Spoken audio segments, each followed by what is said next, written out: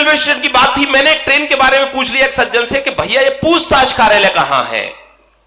वो साहब काफी जल्दी में थे, बोले मुझे नहीं मालूम, साइड में जाके इंक्वायरी से पता कर लो।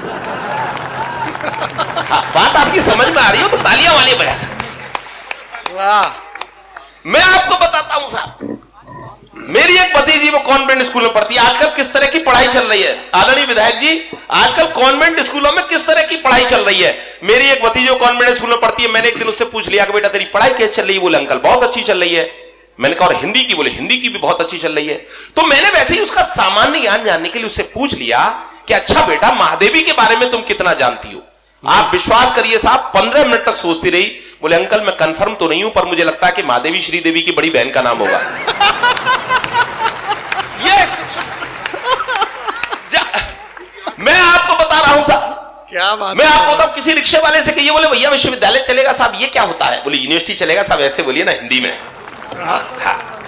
तो साहब मैं तो यूपी से आता हूं, आपके यहां भी हायर सेकेंडरी की परीक्षाएं होती हैं, आप 4, 5, 6 कवियों की जीवनी याद कर लेते हैं, उसमें से एक कवि की जीवनी पेपर में फंस जाती है।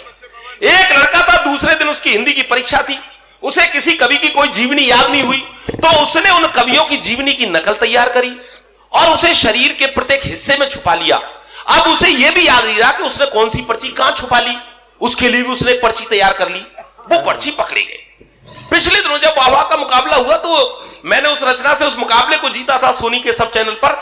मैं चाहता हूं एक बार मुझे तालियों से आदेशित करें ये पवन में सब सुन रहे हैं कि बोर्ड की परीक्षा का सालाना सत्र हिंदी का आया प्रश्न पत्र, सभी परीक्षार्थी पेपर हल कर रहे थे, कुछ अकल से और कुछ नकल कर रहे थे। तभी एक छात्र ने छोटी सी पर्ची निकाली, उस पर कुछ उड़ती सी नजर डाली, लेकिन निरीक्षक की नजर से बच नहीं पाया।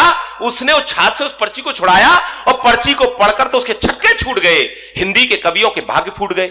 उस पर्ची में लिखा था कि कबीरदास जी मोजे में, सूरदास जी बाह में। बहुत बढ़िया। उस पर्ची में लिखा था कि कबीरदास जी मोजे में, सूरदास जी बाह में, तुलसीदास बेल्ट में, बिहारी लाल पांव में, महादेवी आस्तीन में, पंत जी अगल में, प्रसाद जी कॉलर में, निराला जी बगल में।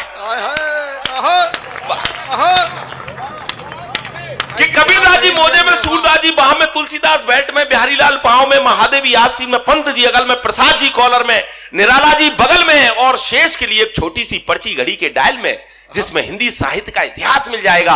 और नकल करते यदि पकड़ा गया तो एक बड़ा नोट पीछे की जेब में, जिसे पाकर निरीक्षक खिल जाएगा। कि यदि नकल करते पकड़ा गया तो एक बड़ा नोट पीछे की जेब में, जिसे पाकर निरीक्षक खिल जाएगा। हमें यह देखकर उस लड़के की बुद्धिमत्ता पर बड़ा आश्चर्य हुआ कि देखो ये लड़का कितना दूरदर्शी है। अरे हम सबसे ज्यादा मर्मस्पर्शी है, यदि ये बड़ा होकर कुछ नहीं बन पाया तो जरूर यह नेता बनेगा और हम जैसे शिक्षित बेरोजगारों का प्रणेता बनेगा। ये देखते ही देखते हमसे बहुत दूर निकल जाएगा और हम जैसा युवा इस शिक्षा की चक्की में पिसता ही रह जाएगा। हम जैसा युवा